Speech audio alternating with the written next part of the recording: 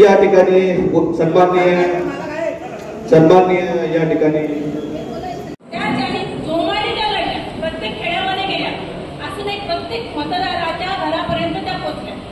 पण कुठेतरी मात्र मला असं जाणवतंय, खरं तर मी तुमची आधी माफी मागून घेते, कारण मला जे काही या लोकसभेमध्ये घडलं किंवा मला आतापर्यंतच्या याच्यामध्ये जे काही घडलं, आम्ही म्हणतोय आमचा शिवसेना हा पक्ष वाघाचा पक्ष आहे आणि या वाघाच्या पक्षामध्ये मातृत्वाला तेवढंच आम्ही गंभीरतेनं मान देत असतो. पण मला हे चूक वाटत आहे, कारण मी इथे हे बोलण्यासाठी खरं मला अरविंद साहेबांच्या समोर बोलायचं होतं. इथं कुठंतरी महिलांच्या मनाचं, महिलांचं इथं खच्चीकरण केलं जातं. कारण कुठल्याही सभेला महिलेला बोलवलं जात नाही, जी मेन सभा असते त्या सभेला बोलवलं जातं. मला असं वाटतं ज्या व्यासपीठावर बसलेले पदाधिकारी आहेत त्यांनी खरंच माझी खंत ते जाणून बुजून ऐकून घ्यावी.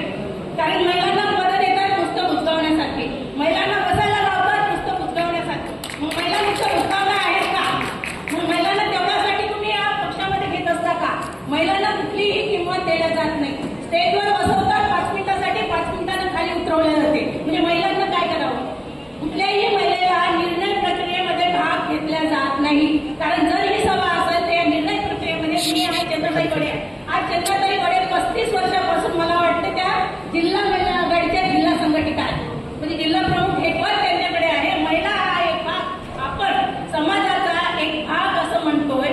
पण रथाची 2 चाकं जे मांडल्या जातात, संसारूपी रथाची, त्या चाकाचा एक भाग आपण हा एक चाक म्हणून समजला जातो. त्या चाकाला मागं घेतल्याचं काम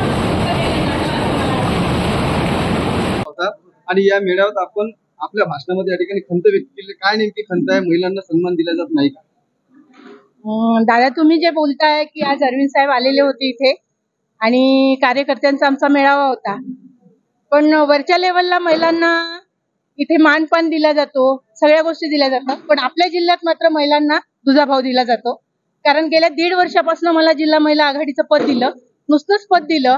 पण कुठल्या याच्या कार्यक्रमामध्ये जेव्हा मोठे कार्यक्रम असतात जिल्ह्याच्या लेवलला, तेव्हाच ते सहभागी करून घेतात. जेव्हा विधानसभाच्या बैठका लावल्या गेल्या, त्यांनी आढावा बैठका, त्यावेळी मला त्यांनी सहभागी करून घेतलं गेलं नाही. कुठलाही त्यांचा फोन नसतो, कुठलंही त्यांचं काही नसतं. आम्ही जेव्हा त्यांना स्वतःहून फोन करतो त्यावेळी ते फोन सुद्धा उचलत नाही ते जिल्हा प्रमुख. त्यामुळे मग थोडंसं असं वाटतं की प्रत्येक वेळी महिलांचं का खच्चीकरण करतात ते. आणि एकीकडे म्हणतात की महिलांची संघटन बांधणी ही कमकुवत आहे. तर मग या पद्धतीचं जर यांचं महिलांचं खच्चीकरण असेल तर खरंच महिलांचं संघटन बांधणी वाढण कसं? हे नुसतं माझंच मत नाही, तर संपूर्ण जिल्हाभरातल्या महिलांचं हे मत आहे.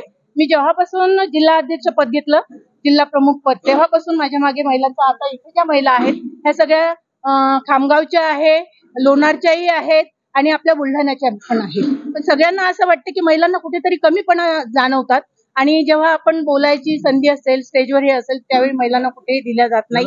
आणि तसं मी म्हणत नाही बुधवत भाऊ जबाबदार आहे म्हणून, पण एक असं वाटतं की पुरुषी अहंकार हा जबाबदार असावा, असं एक माझ्या मनात माझी एक खंत आहे की बाबा महिला जिल्हा कार्यकारिणीवर आहे, जिल्ह्यातल्याच याच्यावर आहे. माझं वरिष्ठांवर तर अजिबात नाही. मी जेव्हा पुणे मुंबईत जाते त्यावेळी तिथल्या महिलांना खूप मोठा मान सन्मान दिला जातो.